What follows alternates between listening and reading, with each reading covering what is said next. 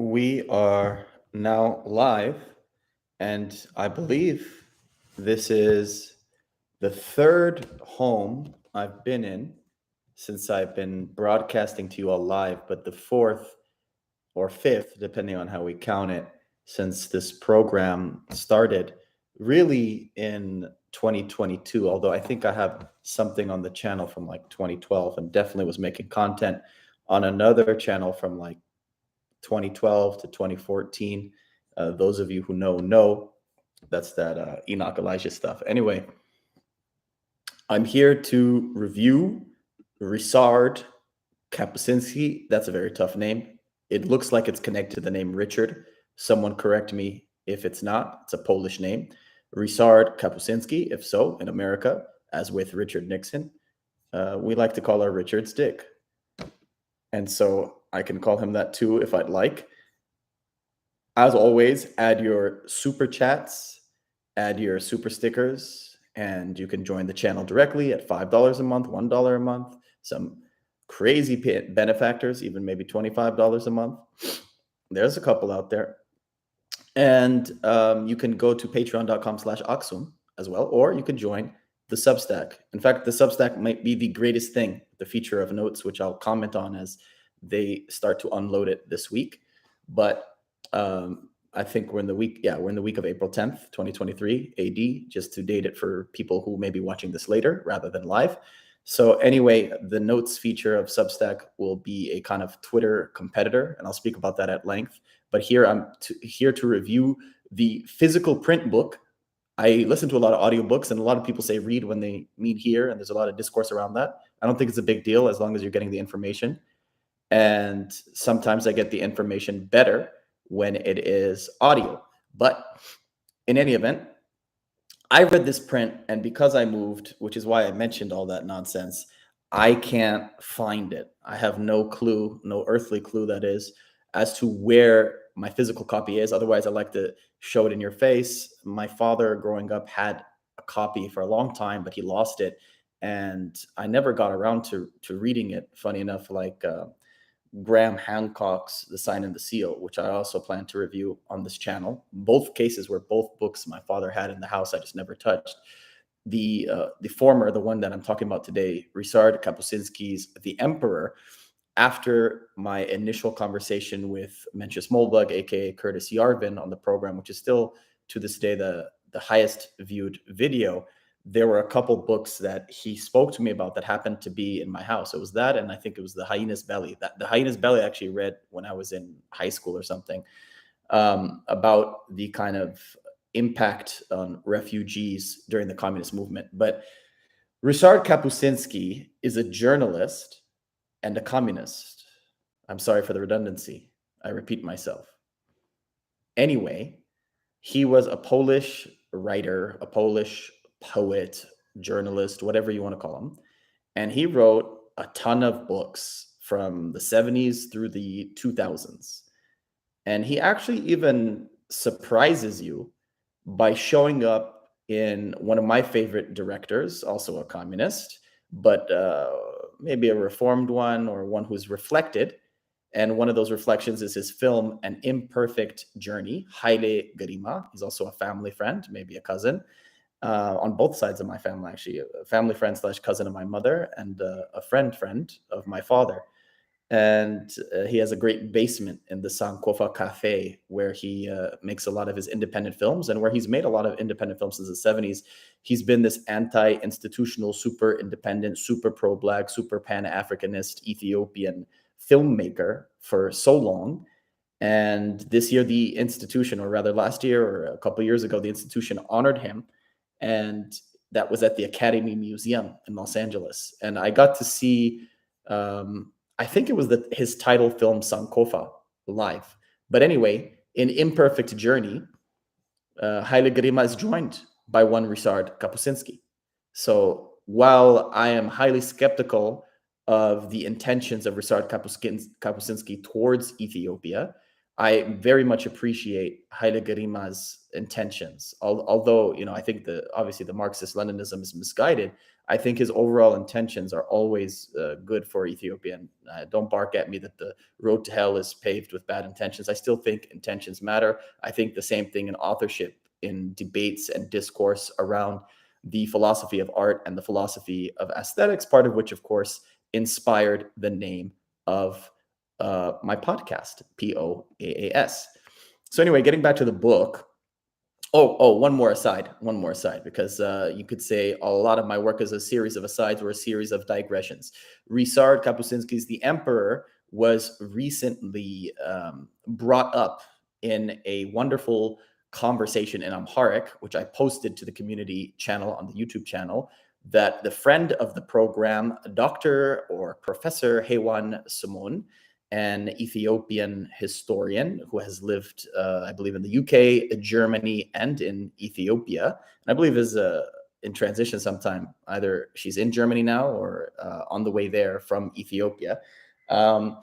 She was giving a talk in Addis Ababa, in the capital city, at a cafe type like live event for a book she translated by Haggai Elric, which was about Haile Selassie.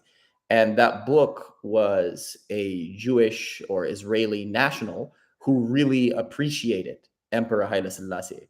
And she contrasted it with Ryszard Kapuściński, who seems to really disdain, deride, and look down upon and otherwise hate Emperor Haile Selassie. I've got another book by Barakat I think Haile Selassie or Haile Selassie.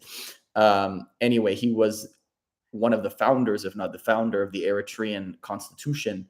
And he also held positions of authority during the time of Emperor Haile Selassie, I believe in the Harar region of my paternal grandmother. And I have a biography of Emperor Haile Selassie from him as well that I'd like to review in the future. But I say this to say it's good to get history from different angles. And my maternal grandfather, whose works I am republishing and editing in Amharic and translating into English on aksum.substack.com, in his introduction to one of the British prisoners' takes or biographies of Theodros. Imagine nobody hates you more than someone who you incarcerated. And he says it's important, my grandfather, it's important to read people like those incarcerated by Emperor Theodore or Emperor Theodros, because if you are able to read between the lines of even what your enemy says, it trains you to kind of be neutral and see that even your enemy ends up saying some good things about you. And depending on how many good things your enemy says about you, especially when reading between the lines, you can realize how just your cause is. Be encouraged, be motivated, and learn more even about somebody you know deeply about. So anyway, I encourage you, if you have the intestinal fortitude, as I do, to read Ryszard Kapuściński's The Emperor. But keep in mind, he is a journalist. He is a communist. He hates Emperor Haile Selassie. He probably thought that the communist revolution, or at minimum, a sort of liberal revolution, at minimum beneath that, feudal land reform, was a sort of Marxist-Leninist historic necessity in Ethiopia. And I think it's actually the dominant view of young intellectuals that I've encountered. And it is that view that I want to counter. And I want you to see how innocent looking people, like journalists, could likely be instigators. Currently teaching long-term assignment in a 5th grade classroom in a new environment. And I'm teaching them about genres, interestingly enough, topically enough. One of the genres we covered today in talking about the Oregon Trail and talking about the European expansion of the pioneers from east to west. Of course, the pioneer always needs scare quotes because the American Indians were already there. But that kind of setting has a historical fiction to it, a sort of genre blending between fiction and nonfiction, between reality and things people make up. But one of the things I learned from Jeff Rickenbach, and I mentioned this to Curtis Yarvin on that video, is that sometimes, and you see this with the fake news phenomenon of the past few years. And there's even a famous quote people say, if they lie this much about the news, what do you think they say about history? So a lot of people kind of hit Ryszard Kapuściński for making up a lot of stuff. I don't know how much veracity there is in everything that he says, but I could say that the sort of laminar flow, the kind of the balance of what he has to say is probably true, although it comes from a very antagonistic and hater ass perspective that also needs to be considered.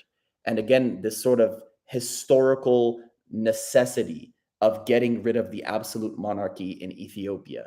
It's an idea people, I think, kind of overlook, but I think it's extremely widespread. And I think it's clear that he had that, and that he had a lot of disdain for aristocracy. I mean, he's an egalitarian. He's what people would refer to nowadays as a man of equity, or a person of equity.